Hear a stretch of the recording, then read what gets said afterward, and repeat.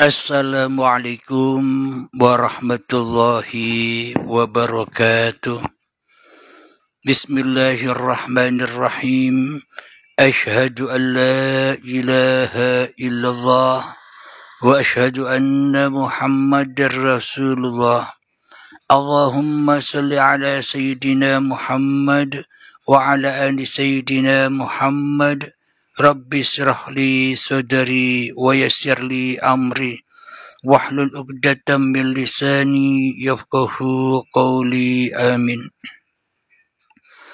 Bismillahirrahmanirrahim. Salam hormatku, salam ta'zimku selalu buat para sahabat-sahabatku tercinta, baik yang ada di dalam ataupun yang ada di luar negeri. Semoga kita semua senantiasa selalu di dalam lindungan Allah Subhanahu wa ta'ala. Amin ya rabbal alamin.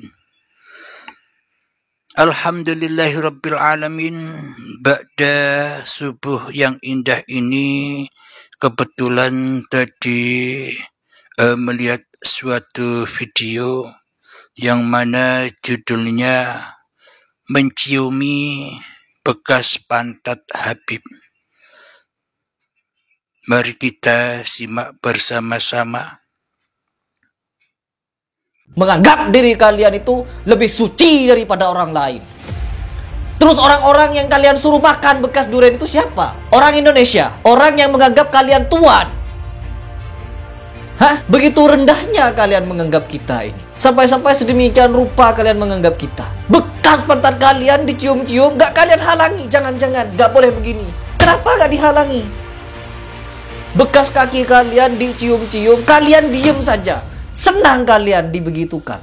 Bukannya dilarang orang nyium-nyium kaki kalian, nyium bekas kaki kalian, nyium bekas dudukan kalian. Bekas yang dari mulutnya disuruh makan ke orang lain. Sontoloyo bener orang ini. Allah. Menganggap diri jauh lebih mulia daripada orang lain, itu namanya ujub takabur. Sekalipun kalian cucu Nabi, apa kurang cucu Nabi Hasan wal Husain itu? Tidak ada satu cerita pun yang mengisahkan kalau bekas kaki Hasan dan Husain dicium oleh para tabi'in. Telah kita simak bersama-sama. Jadi di dalam video itu banyak sebagian manusia yang memulia-muliakan manusia. Manusia memulia-muliakan Habib. Ada yang diciumi bekas pantatnya, ada yang dimakan bekas makanannya, ada yang diciumi bekas tapak kakinya, dan sebagainya. Sebagian manusia merasa mendapatkan berkah dari semua itu. Alhamdulillahirabbil alamin. Mari kita kaji bersama agar lurus akidah kita kepada Allah. Adanya demikian karena manusia yang memulia-muliakan Habib atau manusia yang memulia-muliakan manusia yang lain, itu terjadi karena setiap diri manusia termasuk saya selalu memulia-muliakan nafsunya sendiri, selalu memulia-muliakan dirinya sendiri, selalu membangga-banggakan diri kita sendiri, sehingga memancar, sehingga teraplikasi sampai kepada laku-laku jasadiah kita di dalam kehidupan ini. Alhamdulillahirabbil alamin.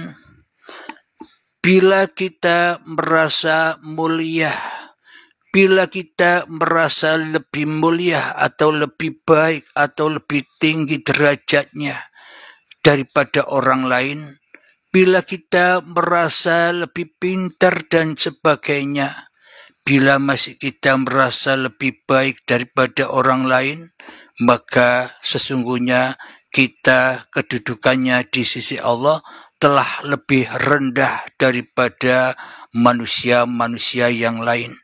Bahkan telah lebih rendah daripada binatang-binatang ternak pun. Itulah bila kita merasa tinggi, bila kita merasa mulia, bila kita merasa lebih agung daripada orang lain. Alhamdulillahirabbil alamin. Kita tengok Nabi Muhammad atau Nabi Isa dulu sewaktu hidupnya pernah berkata, "Jangan engkau mulia-muliakan aku. Jangan engkau bangga-banggakan aku. Aku hanya manusia biasa seperti kamu. Jadi muliakanlah, banggakanlah, ciumilah Tuhan yang telah menghidupkan aku dan Tuhan yang telah menghidupkan kamu." Jadi banggakan, jadi kita dewa-dewakan Tuhanku dan Tuhanmu. Maknanya hidup yang menghidupi aku dan hidup yang menghidupi kamu. Itulah yang berhak diciumi. Itulah yang berhak kita rasakan. Tuhan yang menghidupi kita. Tuhan yang menghidupi Nabi Muhammad, Tuhan yang menghidupi Nabi Isa, Tuhan yang menghidupi para nabi dan para rasul terdahulu, supaya manusia bisa kembali kepada Allah Subhanahu wa Ta'ala. Jadi apa yang kita tengok selama ini hanyalah kisah-kisah, dongeng-dongeng saja bila tidak kita aplikasikan ke dalam diri kita. Sehingga simbol-simbol kebanggaan, simbol-simbol kehormatan, simbol-simbol kemuliaan yang ada di luar diri kita teraplikasi bagi sebagian manusia, sehingga manusia memulia-muliakan manusia. Kita lihat bersama di dalam video tadi, makan bekas makannya Habib, makan durian, bekas pantatnya diciumi, bekas kakinya diciumi juga. Itu dikarenakan kita selama ini hanya memulia-muliakan, kita hanya meninggi-tinggikan, atau kita hanya memulia-muliakan hawa nafsu kita sendiri, memuliakan keakuan diri kita sendiri, memuliakan kedagingan, keberadaan, kewujudan kita sendiri daripada Tuhan yang mewujudkan diri kita. Sehingga teraplikasi kita membangga-banggakan, memulia-muliakan, mendewa-dewakan manusia yang katanya turunan Nabi, habaib. Akan tetapi kita di sini agar kita juga menjadi habaib yang sebenar-benarnya habaib, yakni selalu menciumi bekas hidup yang kita rasakan sejak bangun tidur sampai tidur lagi. Itulah kenyataan dari lambang-lambang yang kita pahami selama ini. Itulah yang berhak kita banggakan, itulah yang berhak kita dewa-dewakan, itulah yang berhak kita mulia-muliakan. Apapun yang terjadi, pergerakan apapun yang terjadi pada diri kita, itu yang harus kita ciumi. Bekas Allah, bekas hidup inilah yang wajib kita ciumi. Makna cium di sini kita wajib kembalikan bahwa yang membisahkan aku bangun tidur hanya Allah. Yang membisahkan aku duduk hanya Allah. Yang membisahkan aku berdiri hanya Allah. Yang membisahkan aku beranjak berjalan ke kamar mandi hanya Allah. Yang membisahkan aku mandi, menggosok gigi, menggosok badan, itu semuanya hanya Allah. Yang membisahkanku berpakaian hanya Allah yang membisahkanku bisa sholat, ibadah, zikiran. Hanya Allah yang membisahkan aku naik motor, naik mobil, berangkat kerja ke kantor. Hanya Allah. Itulah yang dimaksud kita menciumi selalu kehadiran Allah terhadap diri kita detik per detik. Itulah aplikasi habaib atau habibullah yang sebenar-benarnya. Karena Allah lebih mulia daripada manusia, jadi tak layaklah kita menciumi manusia. Makna menciumi di sini membanggakan, menghormati, memuliakan dari bekas makanannya seperti cuplikan video tadi, mencium-ciumi bekas pantatnya, mencium-ciumi bekas kakinya. Itulah aplikasi iman kita selama ini karena kita belum iman yang sebenar-benarnya iman kepada Allah, kepada Tuhan Sang Pencipta diri kita. Selama ini kita hanyalah beriman kepada kewujudan diri kita sendiri, beriman kepada kehadiran diri kita sendiri, beriman kepada kehidupan kita sendiri, beriman kepada kenyataan dan kekuasaan daya upaya diri kita sendiri, sehingga teraplikasi memancar apa yang ada di dalam hati kita, memancar keluar dan terpraktekan seperti itu, sehingga memulia-muliakan makhluk. Apakah itu akidah yang lurus di sisi Allah? Ataukah akidah yang lurus di sisi Allah selama ini hanyalah untuk dipelajari saja tanpa dipraktekkan? Percumalah kita beriman bila kita tidak beriman kepada Sang Pencipta diri kita. Alhamdulillahirabbil alamin. Demikian itulah tanda-tanda ketika Allah memerintahkan bersujud setan kepada Adam, setan tidak mau. Setan membangkang. Kenapa? Karena setan merasa lebih mulia daripada Adam. Hal ini pun terjadi pada orang-orang yang haus penghormatan, orang-orang yang haus akan kebanggaan dari nasab-nasabnya, orang-orang yang haus dengan kemuliaan dari turunan-turunannya.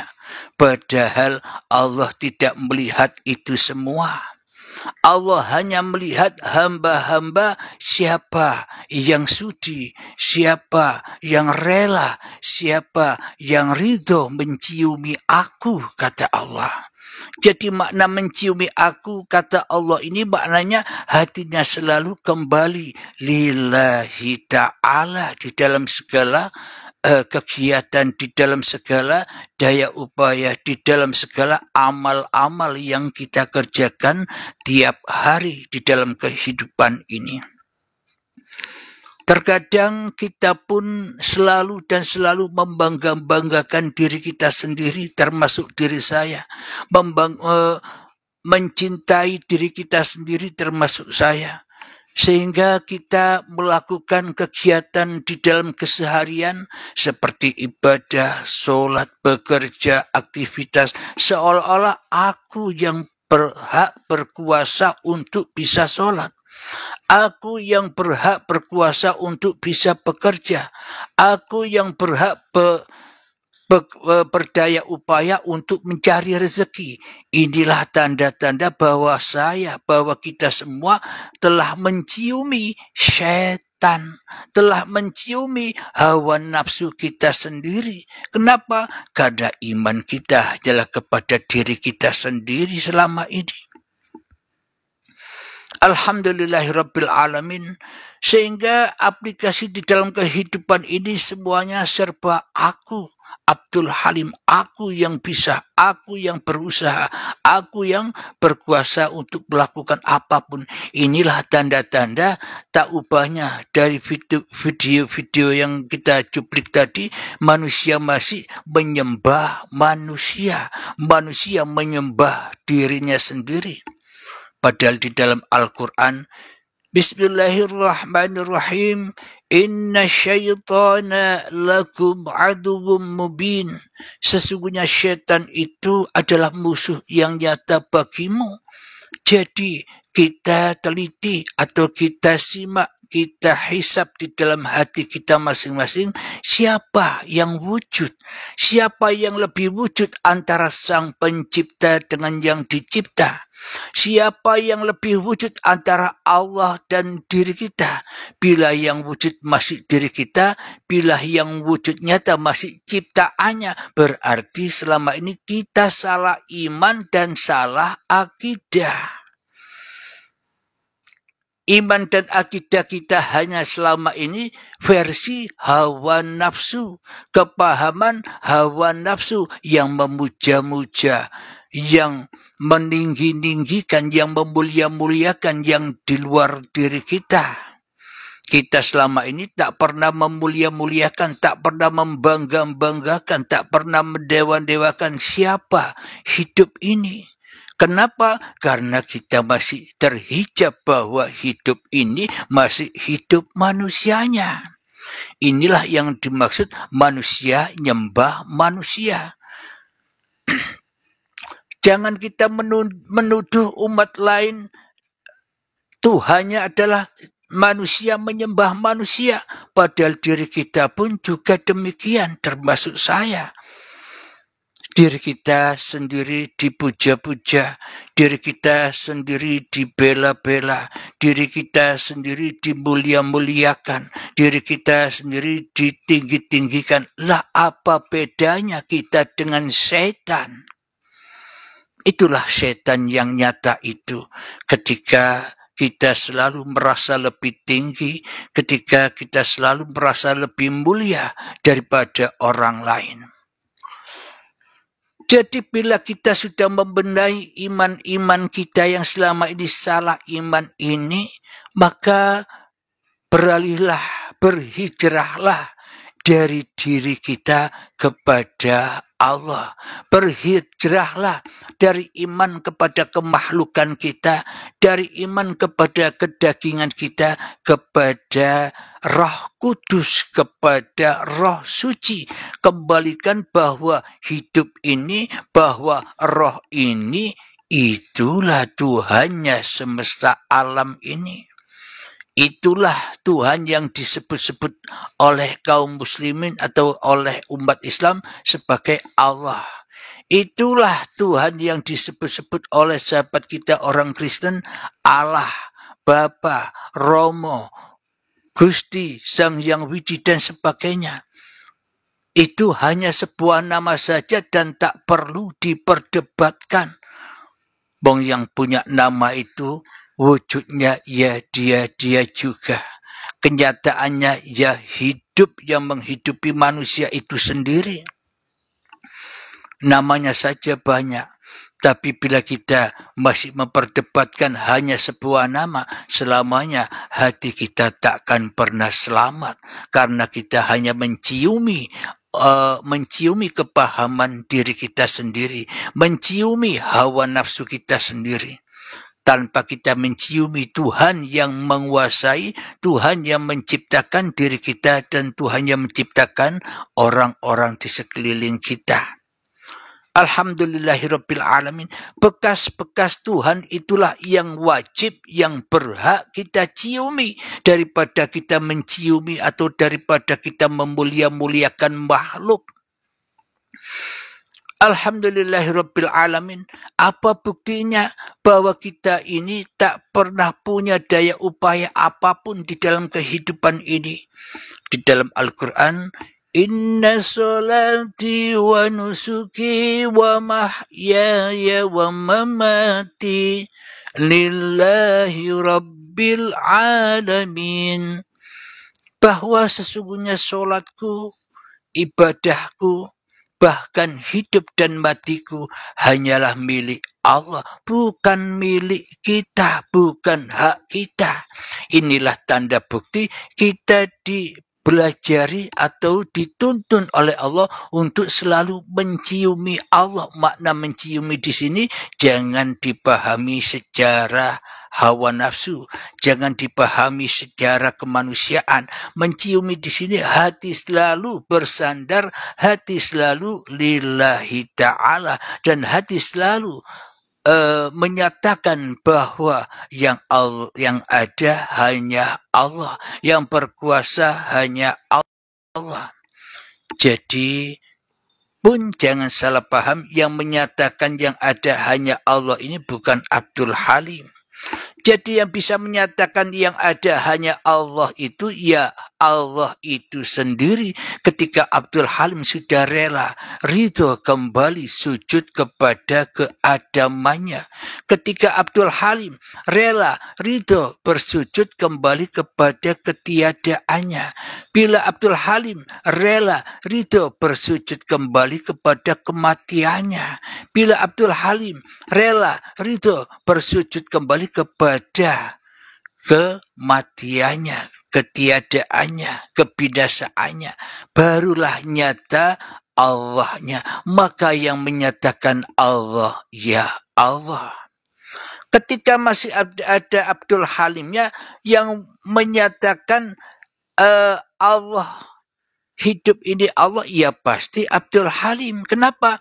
Karena Abdul Halimnya yang merasa lebih wujud, merasa lebih hidup, merasa ngerti, merasa makrifat kepada Allah. Dia masih makrifatun nas, makrifat Abdul Halimnya. Bukan kenyataan Allah, tapi masih kenyataan Abdul Halimnya.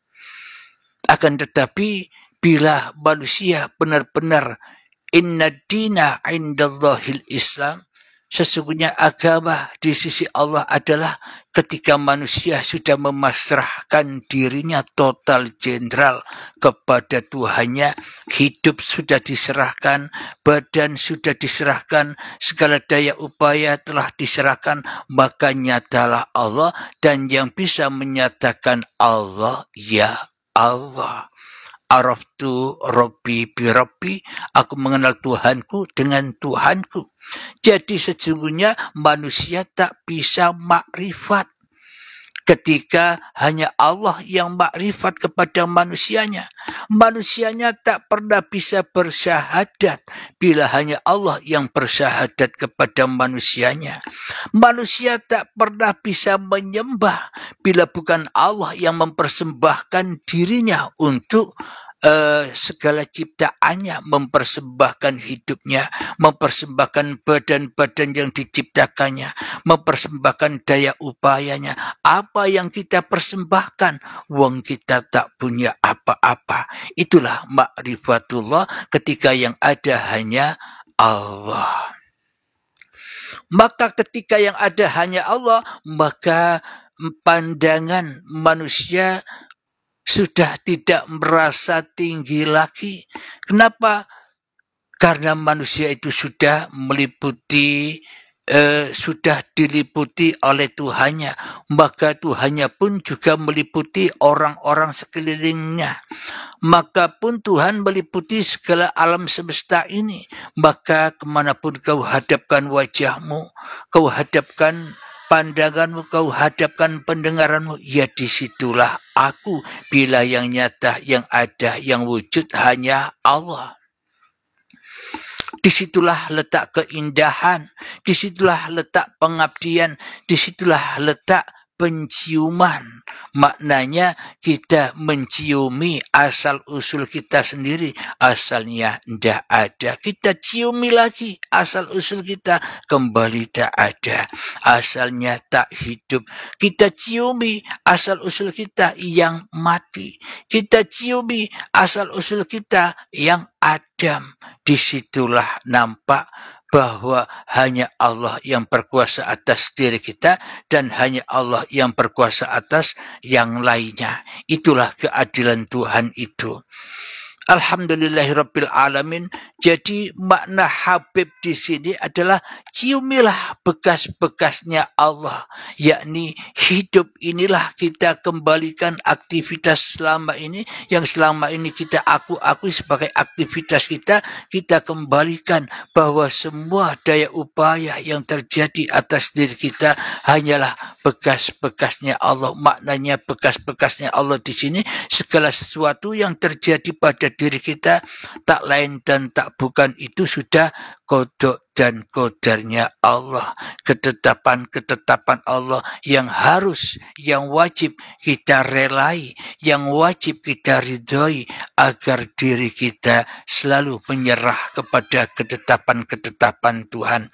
Jadi menyerah kepada takdir itulah diri merasa lega, diri merasa bahagia, diri merasa tenang, diri merasa kaya. Kenapa? Karena kita sudah dikuasai Tuhan daripada kita dikuasai oleh diri kita sendiri.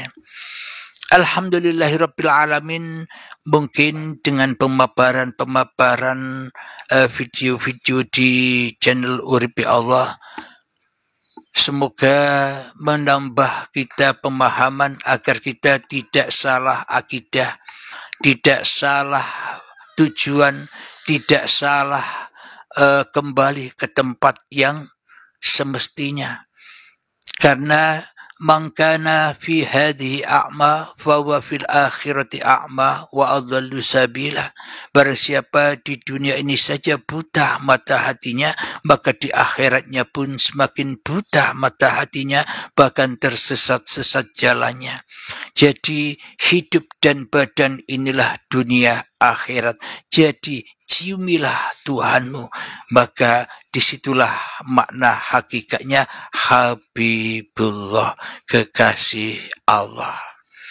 Bila sudah menjadi kekasih Allah, maka tak ada tinggi rendah lagi. Kenapa? Yang ada hanya Allah. Allah berhak memainkan, Allah berhak memerankan manusia. Ada yang tinggi, ada yang rendah, ada yang bodoh, ada yang pintar, ada yang paham, ada yang tidak paham. Semua itu di dalam keindahan dan kesempurnaan Allah di dalam penciptaannya. Bila manusianya sudah kembali kepada kehabibannya, bahwa setiap diri manusia inilah pasti dicintai oleh Allah. Tapi hanya sebagian manusia saja, sebagian manusia yang membalas cinta Allah. Kebanyakan manusia tidak membalas cintanya Allah, tapi manusia malah cinta kepada yang selain Allah, termasuk cinta kepada hawa nafsunya sendiri, cinta kepada dirinya sendiri, sehingga memandang orang lain lebih rendah daripada dirinya.